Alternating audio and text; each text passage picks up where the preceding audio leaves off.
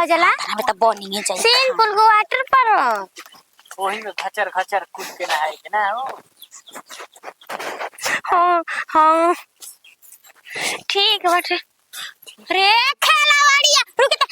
हाँ कन्या बा ए कन्या हाँ दीदी किने बा हो हो 5 बजल तू का करतो खाए पानी ना बनी जब पतई पे अथी पे बनावे को त बनावो बा पतई नहीं खे हो कहाँ बा आ देखले हई बा पताई तू है ना सुबह बनैलू ह नहीं कौन खे। बनैनी खाना नहीं के पताई वो तनी बाहर के फना फना जरल जाता आहो कन्या तो कुफुत भइल बा दीदी के का होई हो तो कैसे खाना आज बनी हो नतियन के का निका भइल बटे अपना में लड़ाई झगड़ा क के यहाँ में आदमी मरत टुए खैला खैला भी ना हो कन्या हमार भाई जान जा कि बॉम्बे ले आवता टुए जान जा खाए नहीं के मिले तो गैस हो जहइए नहीं के मिलते नहीं के गैस ना बात कहीं दीदी गौवा के आदमी के त ढेर राहत बा सहरिया वाला त भूखे मरत तड़न हां एक कन्या देखनी मोबाइल अपना दिल्ली में कि पटना में घती हती पढ़े घती हती गैस लेके पढ़े वाला लइका बन जौन जौन बाबा रोडी पर घूमत तब नहीं खे भारत हो कन्या त कैसे खाए बनी हो मम्मी जी कहाँ गइली हो जान जा कन्या गांव में ना गोइठा नहीं खिसन देत हम 2-3 घरे गइनी लगा त मम्मी जी वही के चलते निकल भाई का किनो टोला पर बुझात त बा और न एगो गोइठा देत रहिसन पहले 1 रुपया के त बुझाता कि अब 10 रुपया के एगो कदी हां ये बच्चिया जौन देखत रफ्तार से ई सब बढ़ता नु अपने में का दुनिया जान करता आ भोगे के पड़ता आदमी के पब्लिक के आ कहनी हां कि हम का करी हो तो कैसे खाना बनी हो 2-3 दिन तक पताई बिन बिन के जा 4 बजे भोर से पताई बिने चल जाता है तो सब कोई करता बापू लेके झाड़ू ले लेके अब होई वो तो खत्म हो जाता काहे के सब कोई के देखता नहीं रौरा जाता आज हमारा जाए से पहले झुनुआ बुआ मुनावा बो तुनु जान जा के बटोले ले रहिसन पताई जन लू पताई ना रहे अब तो वही मम्मी जे हमरा खिसिया गेले कि 3 बजे नहीं उठ 4 बजे नहीं उठ तू बतावा कनिया मने हमरो देह नु हटे हैरान हो जाता नहीं हो सरसों तो नहीं के भाई को काट के पीट के आदमी सुखावा के लगाई वो तो नहीं के भइलो का करे के दीदी ये कनिया बा हमरा लागत न कि मुनावा बो घरे तनी गोइठा बा देत नहीं के खेलावड़िया पथले पिया हाजी तो 3 गो भैंस बाड़ी सन त होई ना अब्बा हो नहीं के खेलावड़िया दे गोबर फेकेली देखने जमा कइले रही का तना उतना ऊंचा बाहर ले बरसात में के गोबर त मैं जमा कइले रहे फेकबे ना करे खेते बधारी तरह के अहे दिन में के सुखला में के फेकतिया बटुए जाई का तन देखी का कि बुढ़िया के भेजी देखब दी हम अच्छा रुक जाता नहीं रुक जा हमरा के जाए तो रौरे जाई बूढ़ी के मत 3-5 करे लगी हन हां यानी रौरा जाए त खुला खुला न छक के आई बतिया के अच्छा रुक जाता नहीं रुक जा तनी ओरिया आई तनी को नहीं खे कुछ तने ओरिया कुछ कर सब जब जो काटा लाइन हो त नहीं खे देत आ कि ओकरे पास में अथी करे तनी लाइट जरा त खाए पानी करे दिन अच्छा ते बनाई के बाटे आ वो कनिया सब चीज के दुखे कनी के अगर ना मिली आज कुछ नु त भूखे सुते के नु परी हो भूखे ना सुतब जी कनी के 2-4 गो गोइठा मिल जाए ना तो सादो लिटिया असही आटा सान के थाप के बना दे ही भूखे काहे के सुतम बुझाते न के का होता ये दादा सब कुछ यही जन्म में देखे के बा हमरा लागता कि बतावा हो खेलवड़न के चलते चोरा लेवा त इसन तब नु छत पर ए दोहर कामा लागत टुवे आ न त नीचवे पाथत रहनी ही त आराम रहत रहे एगो हगनी के 3 काम जोने हाल हमरा घरे हो गइल बाटे चोरा लेवा त इसन तब नु का जीव जी हां बाप रे बाप घर गांव में हल्ला करतानी सा कि गोइठा बा तब घर में लुकुआ के रखतानी सा हमरा काहे ना रखी आय काहे ना रखी हमनी के बा हम कैसा हूं करब मैं लिया देले है ऊपर खाली एगो का कहला जाला हो पुअरसिया। हां पुअरसिया का रहरिया पिटले है ना ऊ हवे ओकर भूसिया हां त ठीक बाटे लहर दोनों दोनों एकदम जी बुची जी तनका मेहनत होता त का लेकिन चोरावत नहीं से न छतवा पर ना का करब ना कब छर देवारी और दीवारी सुना ना जात रहनी एक बहरिया ना अब कला सब पट देख अपने गमला में उठावत रहली है पूरे सिया काहे ना मर देनी छीन लेनी हो ठीक कई नहीं छीन लेनी कने भागा जाना त जनता नहीं खुद हमनी ठीक कई नहीं इतना अच्छा ये बता कितना मेहनत लागत टुए ए भौजी आ गैस ना मिली त हमनी के कैसे खाना बनाओ जी फिर एक तौरी नहीं के मिला तौरी एकदम साफे बन हमारा नैहर से भैंस से आ गई रहे 2 गो कहतनी एगो त बच्चा देला से 2 गो हां ए भौजी हाय से खा ले हाय से खाड़ा कद अच्छा ऐसा हो जाए ऐसा हो जाला है जल्दी सुखा जी ने तो रख दे जी घर में। अच्छा ठीक है बाटे आ कहनी ही ना हाँ। कि रउआ अपना भैया के समझा देम बुझा देम कि ना कोई नामो मत ले हम कोई गोबर गोठा मांगी तो भैया के हैं? कथा के दे दस का करबू स गांव में कोई खइले भी ना मुंह हम करे चुपचाप रह हमनी के मुंह अभी तक के पूछी केहू हैं? पूछता हाँ। सब को ये बचिया अपन पेट देखता कोई हो को हम हो को चाहे तू सबका। हो को हां सब को अपन पेट देखता टुए भौजी ठीक नु दुनिया दौरी हमनी के जानता नहीं जे भागे लिखैले बनी के अपन पेट आदमी देखी हन ढेर हैं ढेर ठोरी आइया से तारा से पूछे खातिर मांगे खातिर ना तो नहीं खे हमरा हर गोबर गोइठा आ लखटवा का करे आइ रहे तारा घरे कालू कहत रहे गोइठा मांगे खातिर के करे ना होई तो दे दा ना गोइठा 50 रुपया के 100 रुपया के हम करे के नहीं खे गोइठा देबो मत हमनी के करी खुदे न देबो दिक्कत मत बा करी बाप रे बाप हमनी के छत तो मार मार के गोबर लिया के पाथत तनी जा दूसरा के देली जा तनका दिक्कत हो कदा सान के लान के अलो या के आदमी पाथा तवन गोबर लान के हो ये काम रह गइल बाटे कि दूसरा कोई के हम गोइठा सुखा सुखा के दे हम तब का हैं चलिए हम आवत नहीं थी उजार के आवत नहीं आवता चलता मेहनत लागत टुए हमार ननद ना रहती हमारे साथे पीठ पर तो हम गोबर गोइठा पाथ ना पैती ई बाड़ी बेचारी के गोबर लोया के धरतनी छत पर धीरे धीरे चढ़ावत तनी फिर आके पाथ देवतनी हम हां का हम लहसुन क के छील के कहां डालब हमरा तो बुझाते नहीं खे अभी तक से गोइल बनिया ओइनी ना इतना तेज से भूख लागत नु कि क्या कही इतना सब कुछ घर में राशन पता ही रहते आदमी मजबूर बा का बिना तो गोइठा बिना ले आ देती 4 गो 8 गो ना तो बस लिट्टी चोखा लगा देती अरे खाना ना बनी हो कि खाजा लहसुन के जवे छिलाई काथी पर खाना बनाई गोड़वा लगा दी का चूल्हा और समझत का है ना कि हम का पर बनाई जी ना गैस बा ना गोइठा बा पतइयो 2 दिन बाहर कैल तो उहो का तौराइए गुल सब कोई ले कैसे गुल खाना बनी खाजा गैस छोड़ला से होई एगो काम करत लेबा तनी 10 किलो मुरई बुझा गइल आ एगो पाइप सिलेंडर रही पीछे आ पाइप रही पीछे आ हे तरे माऊ बन के मुरई खाल से खाइल करिया पाइप एकदम लगइले ना मारा भाका भाका सिलेंडर भर जाई खाना बनी होई प का करे पूरा अभियो मजाक के सुझता है ना भूख के मारे हमर कपार दुखाता मजाक के माने हमारा भूख निकल लागल हैं बाप रे बाप कपार पर तो बुझाता कि एकदम हमर अनहारी आवता जी कुछ हमारा तो बुझाते नहीं है कि खाना बनी कि ना बनी कि का होई कि ना होई। व्यवस्था लगाई का हम व्यवस्था लगा जाके मुना को घर ले लेवेला गोइठा देतिया धइले बे सहियार के 2 घर एही तरी गोइल बानी ओकरे घर ना दीदी पैसा 10-19-20 की देबो पैसा से देबे ले अबे एगो गोइठा पे 10 रुपया 20 रुपया मांगी तो का दिक्कत दिया बा भूखे मुआ जाई पैसा पे देबे ले तो पैसा पर देबे ले तो का जाने दी कि ना गोइल दीना कातने लोग गोइल पैसा से लेके आइल केहू पैसा दी जेकर जे पैसा देबे लोग के देबे ले तो कहां दीदी कहता नीनू कि ना नइखे देत खेलवाड़ी त हम कहनी के जाई ऊंचो नीच कहन दाम तो बोल के एथी कह हाँ। के लिए एको बोरा ले तो होई नु भौजी के वैती तब न हमका समझाइती के तनी ओकरा पैसा देखाइबू तब देबे ले ऐसे ना ओए नु जाइब का रौरा 10 रुपया के ऐसे कोई जगह मिले तो तक दुगो कम दी गोइठा ये नु करी हां हैं ए जी करते कुल तो बुझात बा ना करता सरे हां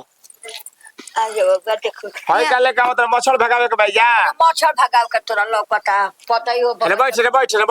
बताइयो मम्मी जी के आज तक बुद्धि ना होल बुढ़ाई नहीं कि का करे के चाहिए करे के चाहिए अरे पताइयो तो बाहर के लेतीस त खाना में दाना बनी तो कहाँ ले आई मैं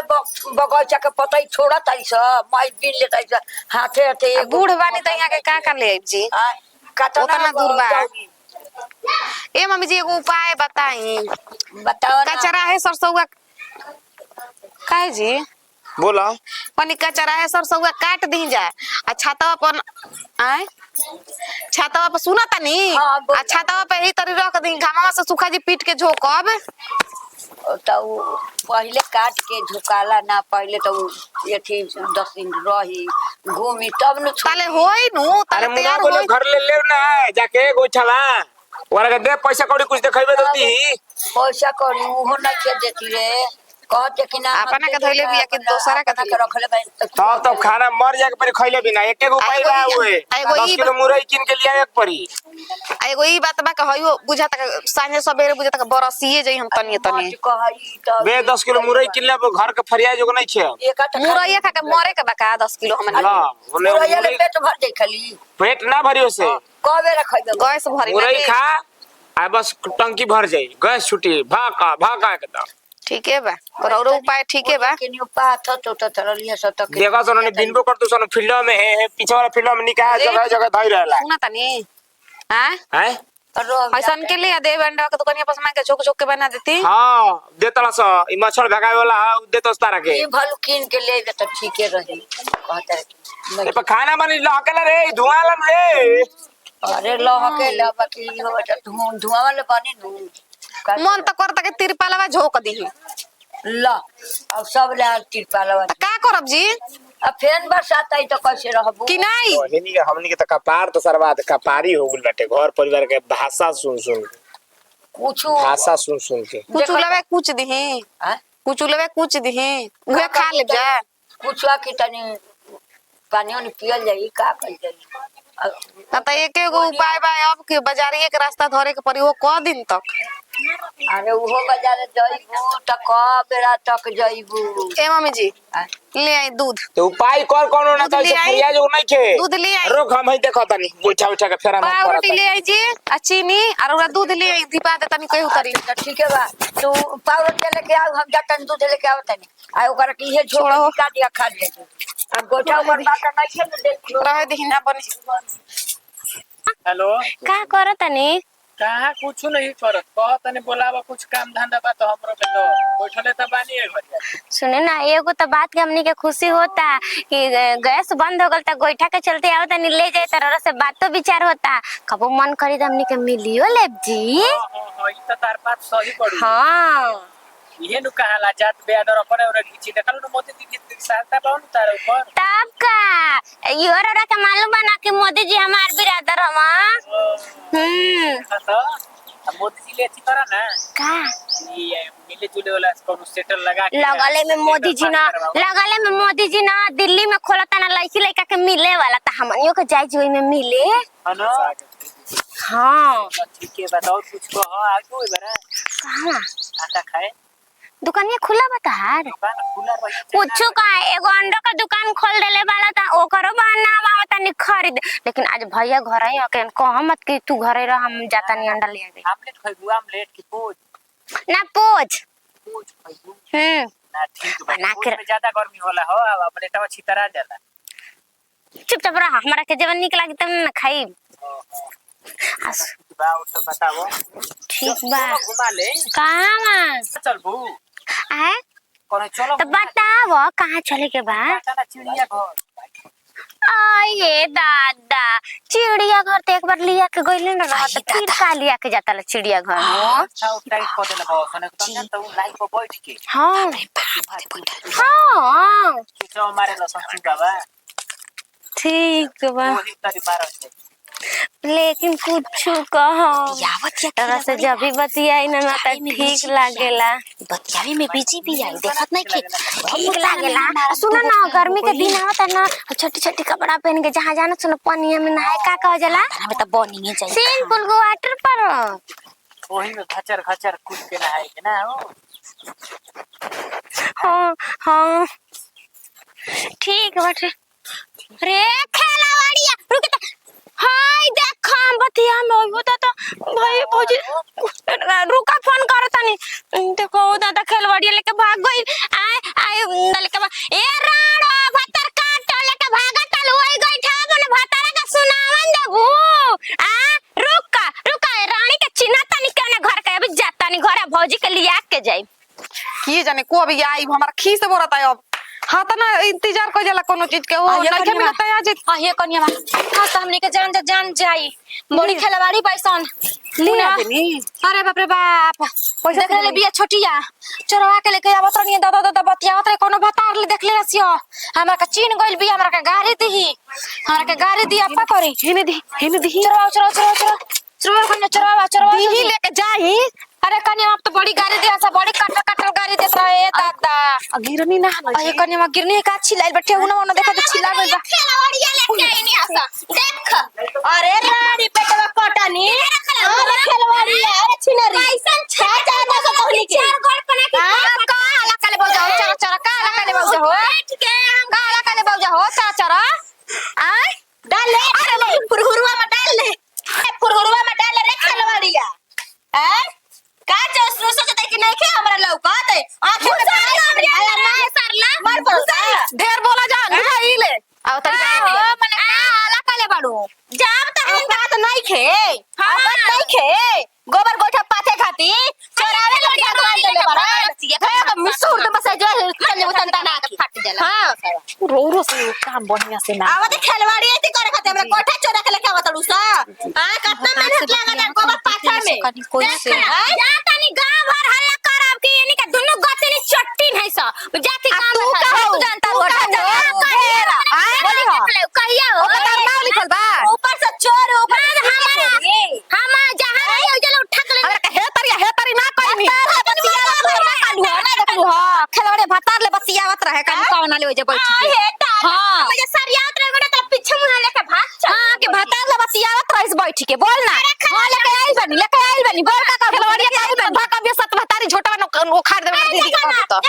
आओ तली अरे खेला बाड़ी तारे खा चल तनी आखी में ठीक करत अच्छा उखी में थी कर कोनो दिक्कत नहीं है सुनो का आवत कहले बाड़ी सा अरे का हल्ला करे बाबू अरे पता गोठा में छोरा के लेके आइल से एक गमल का का गोठा छोड़ा का बा हाथ में बा तनी है ना देखी छीन एक बात कह दी झूठ बोलता है हां गोठा हमारा किया फूटा रहे तब तक तारा लेके गांव में आदमी ना होई काले बने जी बाबू जी लेके आइल ना कि दोनों के मार के भगाई खेलवाड़ियन के भगाई आई लठे और दोनों में घुसा दी हां ठीक का तनी मुंह से मार के बोल देखो तनी बोल अरे बेल्ला जे भाई साहब हमनी के नाम में हमनी के बेल्ला जे भाई साहब दुनो का आए आए वो हवा ना 10 के से बनावा तो फरे खराई दे तो बाबू जी का के कह खेलवाड़िया हां हमनी के उल्टा सीधा कर सन आए का है औकात नहीं कर लकड़ी झुरी किने खाती गोठा गोबर किने खाती चोरावे खाती बा के चोरे ले के चोरा हाय हाय ये रे बड़ भौ जाई चलो तोई ढे जानलू हमारा रखिया फूटा रहे लेके भागलू 4 गोल से आए भइल बा उधर तेज तू ही तरव गोठा तालब से लेके का गुलबुई चोरा ले लस हां चोरा ले देखा भैया कोई मांगेला तो ठीक बा चोरा के लेके भागेला तो बहुत भारी पड़ेला ना समझे भाई का मुंह बोका ले का कहे के बता लिखी कहे के बकनाइल बड़ा चल जी चार गो सुना ऐसा सुना आगे ना मैं आके बोल के केहुआ सही चल जाई काहे न जाना मन में जाना के चल जाई चल जा बजा सुनी ना बोले लग गरिया लग ना गरिया लग अब गरिया लगी नु गरिया लगी नु तब हमारिया का होई अब हमारिया का होई मैंने सुना है ने ओए मैया सुना ओए मैया सुना